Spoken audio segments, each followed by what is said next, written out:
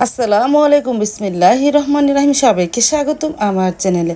শুভ সকাল। এখন ঘড়িতে প্রায় 7টার মতন বাজে। বাহিরে দেখো হালকা রৌদ্র উঠে গেছে। সকাল সকালেই রৌদ্র উঠে যায়। তারপর একটু বাহিরে আসলাম। আজকে খুদের চালে বোয়া রান্না করব। ধনেপাতা তো হয়েছে, বিলাতি ধনেপাতা ছিঁড়তে চলে আসলাম। কয়েকটা পাতা ছিঁড়ে নিয়ে যায়, ভর্তা বানাবো না।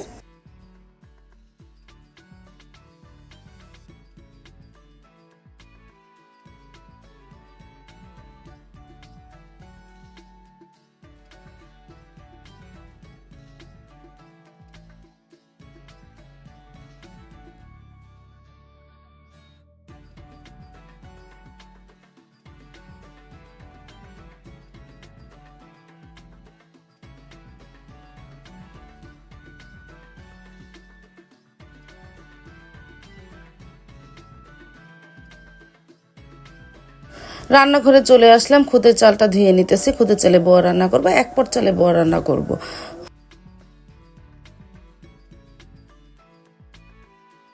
আর এই যে ধনেপাতা তো ছিঁড়ে এনেছি, আলু আর কাঁঠাল দানা সিদ্ধ দিয়ে দে, তারপরে ধনেপাতাও ধুয়ে নিব, নে ভর্তা বানাবো। তারপর তো খুদে চালে বোয়াটা চুলায় বসিয়েও দিলাম, পেঁয়াজ কাঁচামরিচ ধনেপাতা দিয়ে আর একটু সামান্য পরিমাণ তেল দিয়েছি, লবণও তো দিয়েছি। আর প্রেসার কুকারে আলু আর কাঁঠাল দানা সিদ্ধ করে নিতেছি।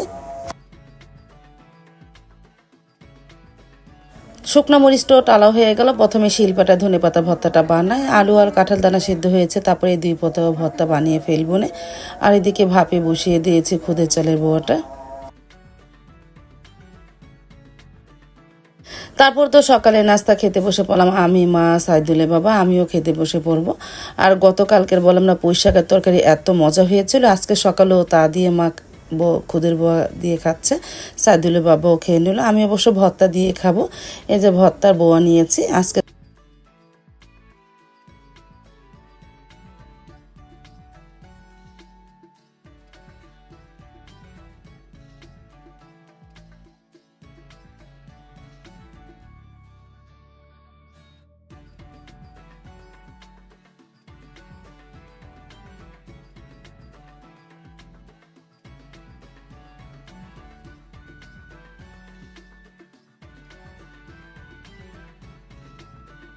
আমাদের তো নাস্তা খাওয়া হয়ে গেছে, সারামুনি উঠে গেছে, ওকে আমুড়ি মেখে দে, ও তো আর খুদের বোয়া খাবে না।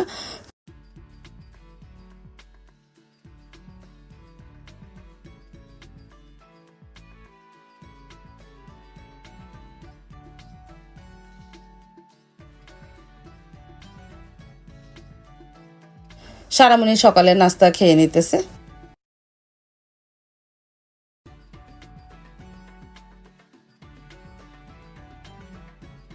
আর সাইদুল্লাহ বাবা সকালে নাস্তা খেয়ে বাজারে গিয়েছিল, এনেছে গরুর গোস্ত আর কিছু সবজি।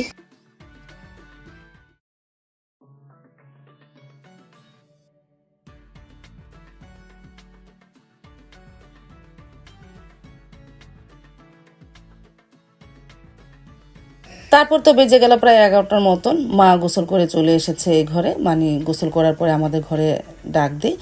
তারপরে যে পায়েস তো রান্না করেছিলাম, ফ্রিজে ছিল, সকালে বের করে রেখেছে, মা যেন ঠান্ডাটা না খেতে পারে। ঠান্ডা কমেছে পরে মাকে দিলাম পায়েস।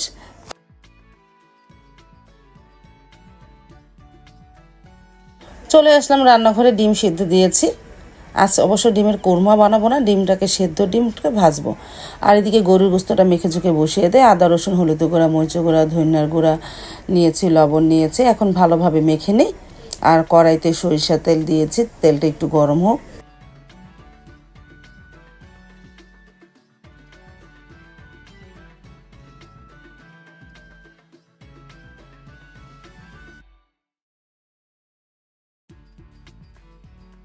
আর এই যে আলু ভাজি করব, এই যে ডিমটা ছুলে রেখেছি, পরে তেলে ভেজে নেব নে।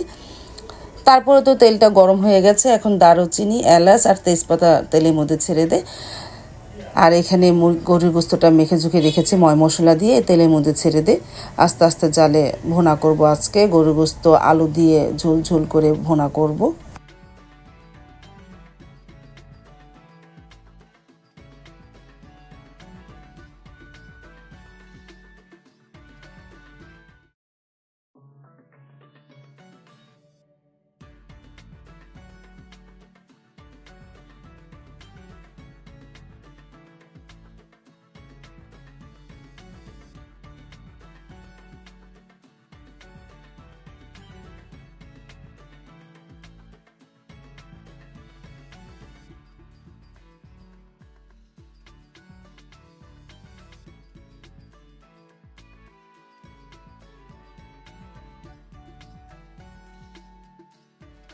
আর পাশে চুলায় তেলটাও গরম হয়ে গেছে, ডিমগুলো ভেজে নিই, তারপরে আলু ভাজিটা বসিয়ে দিব। আজকে সাদা পোলাও রান্না করব, সাথে আলু ভাজি, ডিম ভাজা, গরুর গোস্ত ভুনা, এই।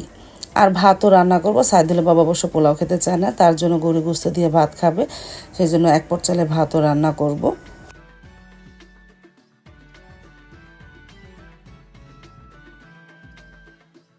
ডিমটা তো ভাজা হয়ে গেল, এখন আলু ভাজিটা বসিয়ে দিই।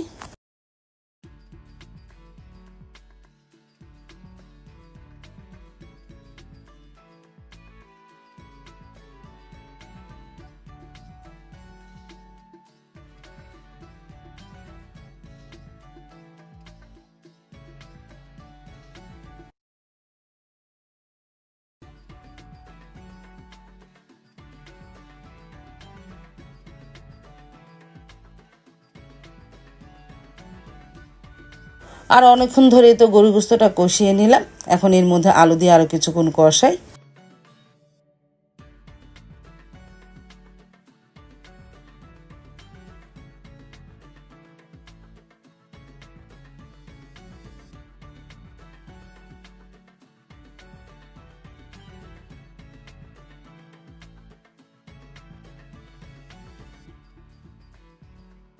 আলুর সাথে কয়েকটা রসুনের কোয়াও দিয়ে দিলাম। রসুনের কোয়াগুলো ছুলিনি, মাথাটাও কাটিনি, কারণ ছুললে দেখা গেল রসুনের কোয়াটা থেকে রসুনটা বের হলে গলে যাবে, আর চোকলাটা মানে রসুনের খোসাটা থাকলে আর গলবে না, রসুনটা আলামি থাকবে, ভাতের সাথে ডলে বা পোলাওর সাথে ডলে খাওয়া যাবে ভালো মতন।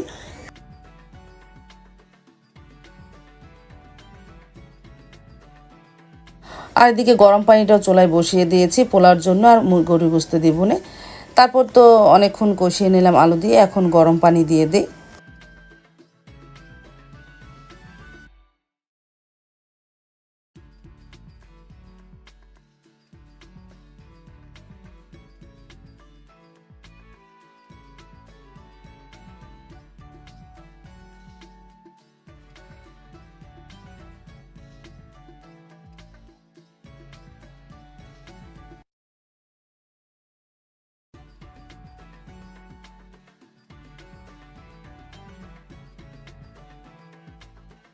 তারপর যে পোলাও চালটা ধুয়ে নিয়েছি, সাথে কাঁচামরিচ, দারুচিনি, এলাচ দিয়েছি।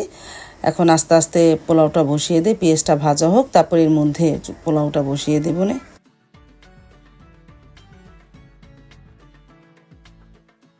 পোলাওটা তো ভাপে বসিয়ে দিয়েছি, নিচে একটা তাওয়া দিয়ে আস্তে আস্তে হোক।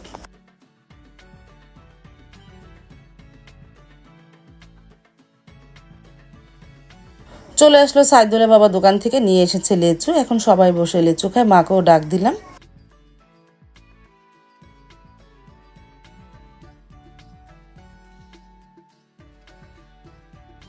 দুপুরে রান্নাটা কমপ্লিট হয়ে গেল। কি কি রান্না হয়েছে আজকে? টমেটো দিয়ে সালাদ, ডিম ভাজা, আলু ভাজি, দই এনেছে সাইদুলের বাবা, তারপরে গরুর গোস্ত আলু দিয়ে কষা ভুনা, সাদা পোলাও, সাদা ভাত, এই দুপুরের মেনু। সাইদুলের বাবা তো জুম্মার নামাজ পড়তে গিয়েছে, চলেও আসলো। আসার পরে আমরা দুপুরে খাবার খেতেও বসে পড়লাম, সারামণি বসেছে, মা, সাইদুলের বাবা, আমিও খেতে বসে পড়বো। সাব অবশ্য পোলাও খায়নি, ও গরু গোস্ত হয়ে যাওয়ার পর রুটি খেয়েছিল। তারপরে এই যে আমি পোলাও নিয়ে বসেছি, সাথে আলু ভাজি নিয়েছি, ডিম নিয়েছি।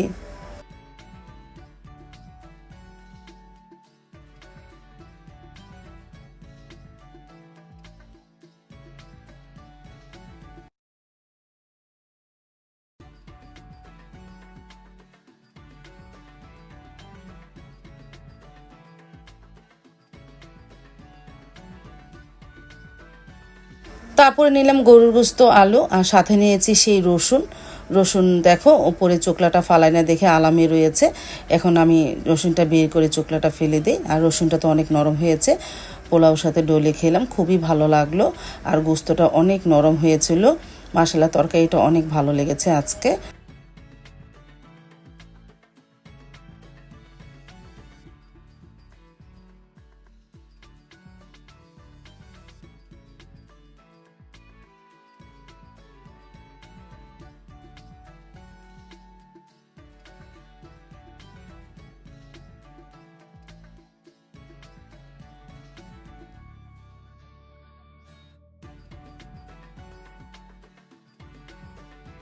আজ তাহলে এই পর্যন্ত, দেখা হবে আগামীকালকে নতুন আরেকটা ব্লগ নিয়ে। আল্লাহ হাফেজ, আসসালামু আলাইকুম।